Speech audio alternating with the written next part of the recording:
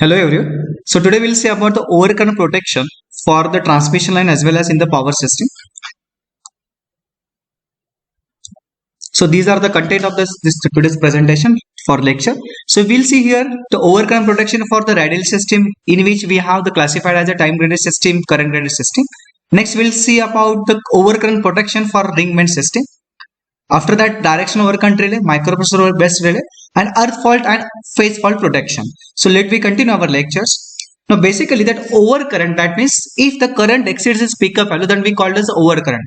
Might be there is a lot of we call n number of reasons behind the overcurrent. Maybe there is a cause of the for temporary short circuit, or maybe cause of the temporary overload. In that case, the overcurrent may exist in the system, and for that purpose we need to require that to restrict the overcurrent, or to restrict the current in a say limited value called a safe value, and for that relay we need to install the different overcurrent relay.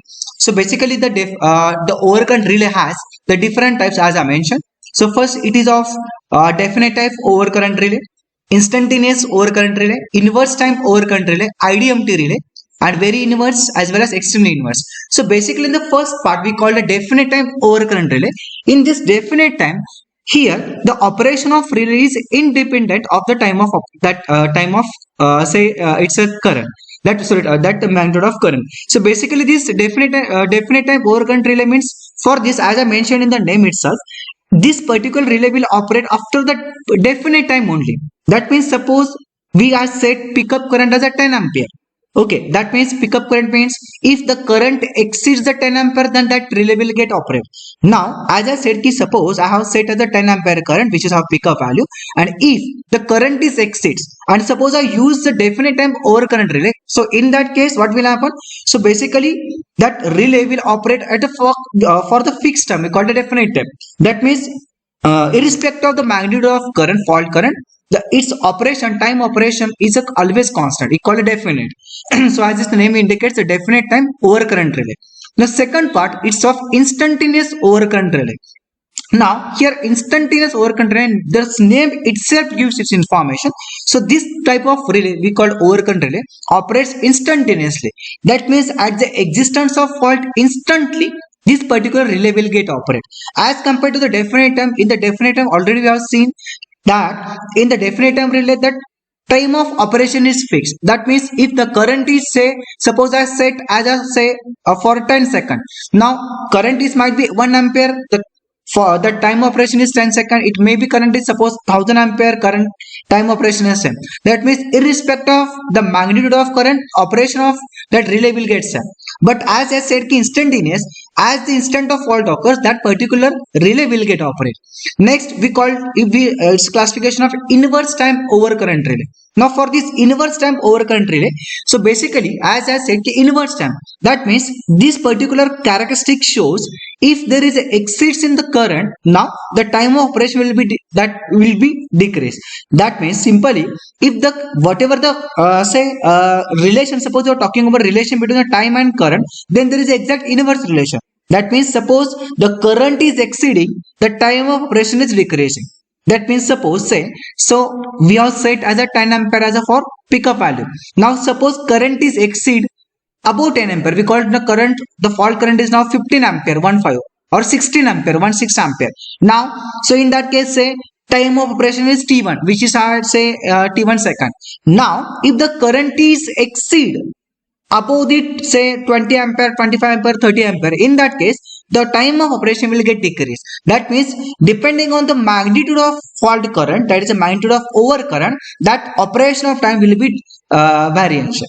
Now we called next one is a IDMT relay. It's called as a inverse definite minimum time relay. This is a combination of definite time as well as the inverse time relay. Here this particular relay, at whenever there is a there is a fault current which is having say there is a lower magnitude of fault current, this type of relay will get, say, it's of inverse type of characteristics. And now if the fault current is heavy, at that time this particular relay will show the definite time overcurrent relay. Next is a very inverse time overcurrent relay. For this very inverse time overcurrent relay, now as I mentioned in the name itself, this type of overcurrent relay always operate very extremely. That means in the third part we have seen about inverse time relay. Now for this very inverse time overcurrent relay, this is very inverse characteristics it is appearing for such type of relay. And last one is extremely inverse time overcurrent relay. This last part we call extremely inverse time overcurrent relay. This particular relay will show the extreme characteristics of the time as well as the current. Next we'll see about the overcurrent protection for the radial system. Now here as we seen that here that radial system is basically used for the say in the transmission system as well as some say distribution system. Now for the protection of my power system any component, I need to use the different system connections. So as I need to provide the different say servicemen as well as distributors, say feeders. So this is the configuration of the say power system. Now here if I want to protect my transmission line or I want to protect my any power system equipment or say any system, so in that case I need to clarify, that means I need to mention some overcurrent relay for the typical locations. So here as I mentioned here, I'm using the overcurrent protection for the radial system. Now there are basically two types. First we call the time graded system, second it's of current graded system. So as it is mentioned the time graded system, you can see that.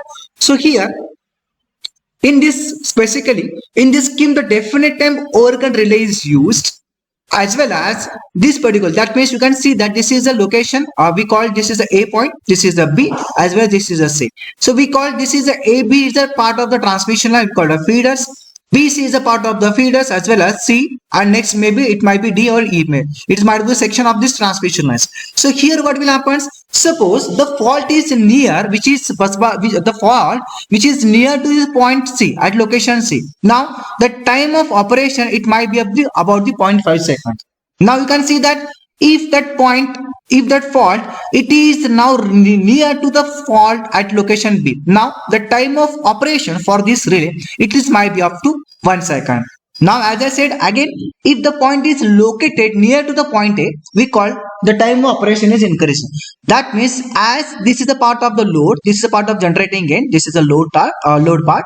So as we are going to apart from the load to the source, now you can see that there is increase in time of operation for this particular relay.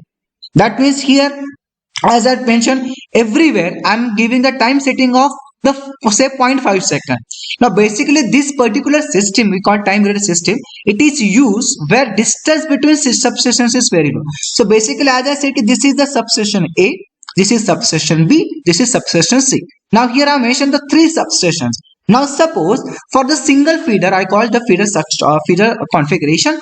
Now if the fault which is near to the substation C, so in that case what will happen, this particular relay will operate for the 0.5 seconds. Now if the fault which is near to the substation B, so in that case this relay that will operate after 1 second. That means as I mentioned here the time of operation, if that say fault is nearby this particular substation, that it will operate after 1.5 seconds.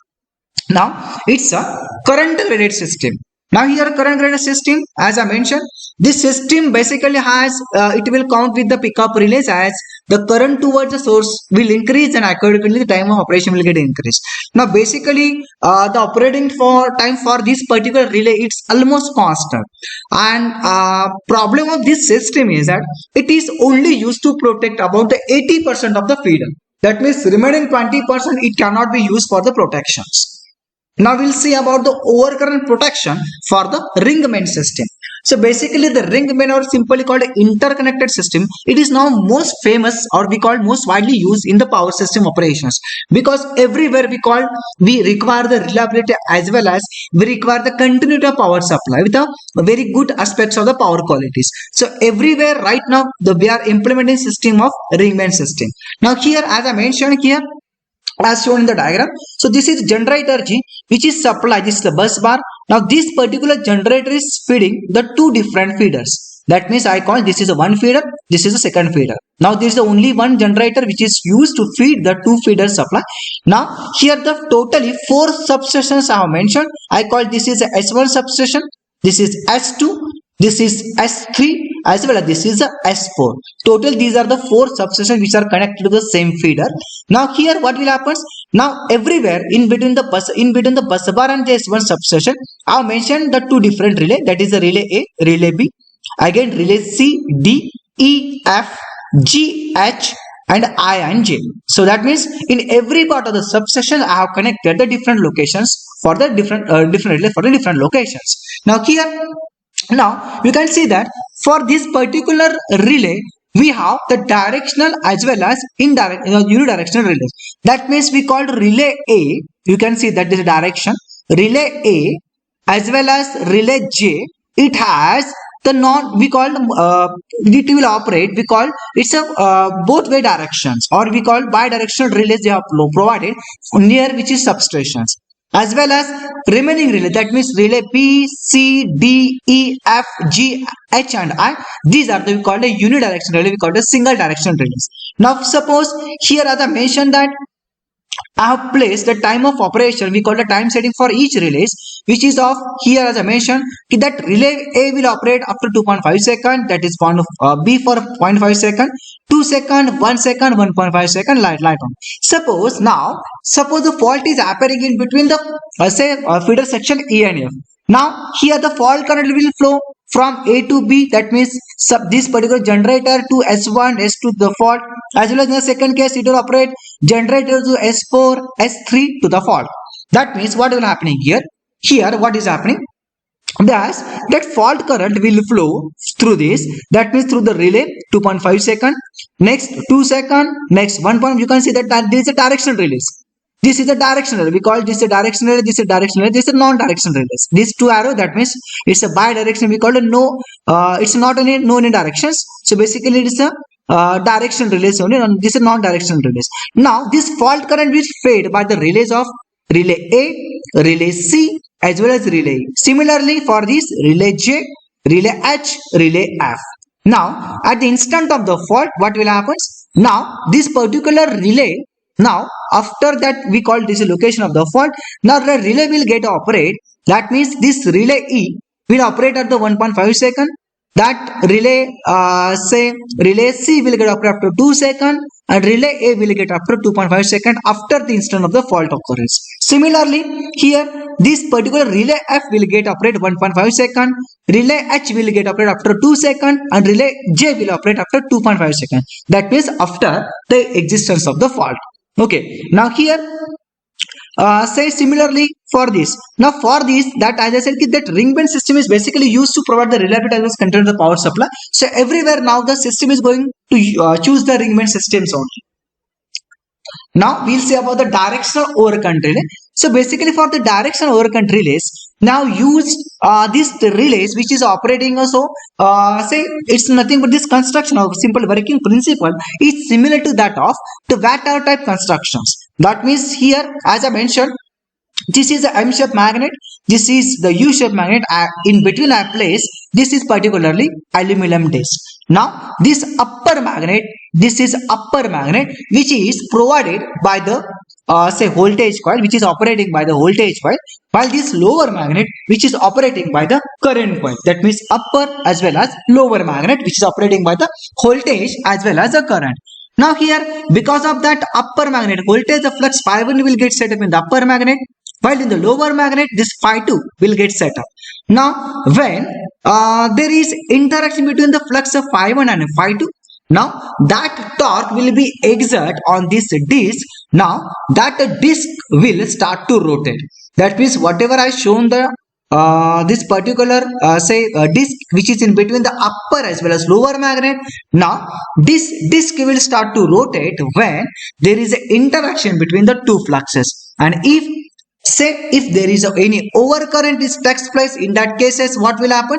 So current in the say lower magnet will get increased, and because of that current increase in the current, the flux phi2 will get increased, which will going to interact with the simply upper magnet, and now the disc is now start to rotate. And now here once the disc will start to rotate, it will close the contacts of the trip circuits.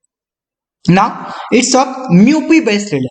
Now right now so everywhere this system we are using say the system is operating and say automation mode, or everywhere we are using automatic operating system. So basically nowadays basically the system is going to prefer the microprocessor based relays as well as say numerical relays, so in which all the operations can be done by the same electronic components and devices. So basically, this MUPI based system, as compared to the conventional say overcurrent method, this particular scheme is more accurate, which has a compact in size, reliable, and it is in fast in operations. So basically, it has a long advantage. It's a large advantage compared to the conventional say methods. So basically, right now, this particular type of release is say it is most widely used, or it is mostly say very famous for its operation. Now for this operation, we are used to measure the current through the CT. Now this particular processor will work on the voltage. So basically I need to convert current to voltage by using ITV converter. Now whatever the data which is obtained by the ITV converter, it is supplied to the rectifier. And now here whatever the data which is available from everything, now it is given to multiplexer. Now after that, the multiplexer data output of multiplexer is given to A to D converter, where the analog input can be converted into digital output, and whatever the output which is given received from these different inputs, now it is fed to the microprocessors. Now this microprocessor, which has say we are going to set the values, say called the pickup values in the microprocessor itself. Now this microprocessor will compare the incoming values. Say suppose I set as 100, or say called 50 ampere as a pickup value for the microprocessor.